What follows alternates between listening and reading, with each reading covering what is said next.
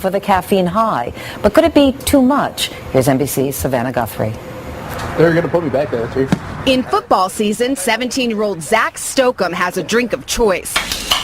Monster, which he says gives him that little extra oomph in the morning. I'm a real heavy sleeper, so get up. I don't really want to move around in the morning, so I drink that, get a little pickup before I go and practice, and it keeps me alert. Peanut butter and jelly or tuna? But you won't find energy drinks in his mother's refrigerator. Becky Stokeham worries about the effects of caffeine on her son. When I was growing up, any caffeinated drink was considered an adult beverage because you're growing.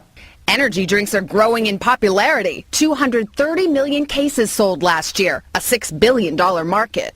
Energy drinks are extremely common with young people today.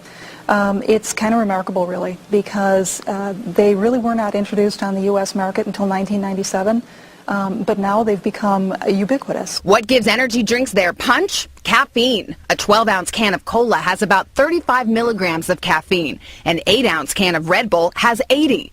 And 16-ounce cans of Monster, Rockstar, and Full Throttle have about 150. The energy drink companies point out that's far less caffeine than in a grande cup of Starbucks coffee, which has 330 milligrams. And they say their target market is young adults, not teenagers. Rockstar puts the amount of caffeine right on the label. Some think the FDA should require all companies to do that. It's important that the caffeine content be listed on the package label so parents can know how much caffeine their kids are consuming. Rockstar puts the amount of caffeine right on the label. Some think the FDA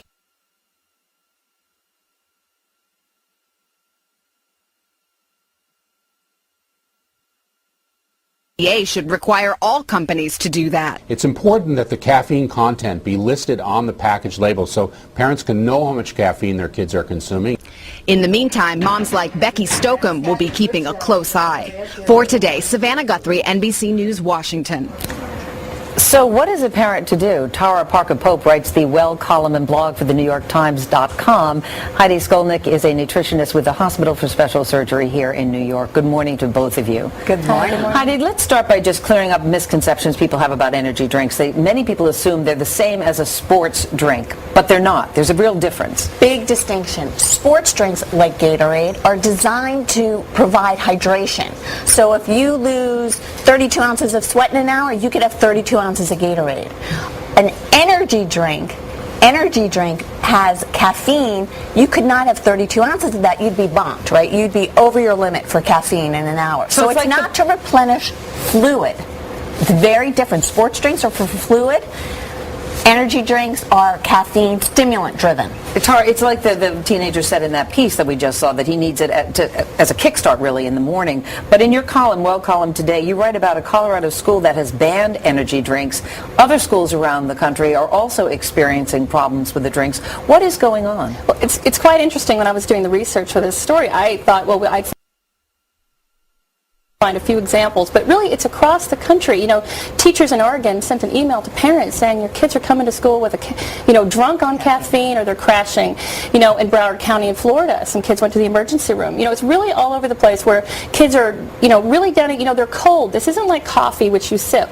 Kids are downing 2, 3, 4, 5 of these a day and getting quite a caffeine buzz. And you also came up with a study, or found a study that links these energy drinks with something called toxic jock syndrome. What exactly is that? Well, what's very interesting about this is people have been focusing on the caffeine as a health issue. But the real concern in the health community is that there's this association.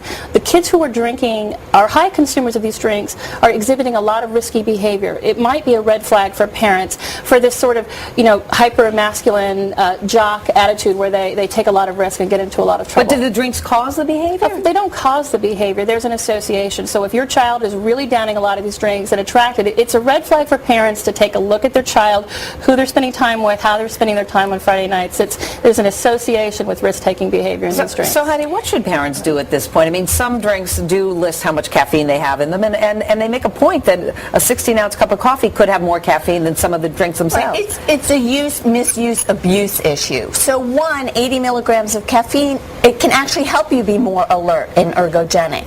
The problem becomes when there are 100 milligrams, but there's 2 servings servings in a bottle, so you're already up to 200, over 300 milligrams. You are seeing side effects of caffeine. It's amount of how much caffeine in a certain amount of time. Look at the label. Not just the nutrition facts label, which may list the caffeine, but also the ingredient list, because there's compound ingredients. If there's guarana in it, that's also a caffeine-like stimulant. Malong, which is ephedra, cola nut, green tea.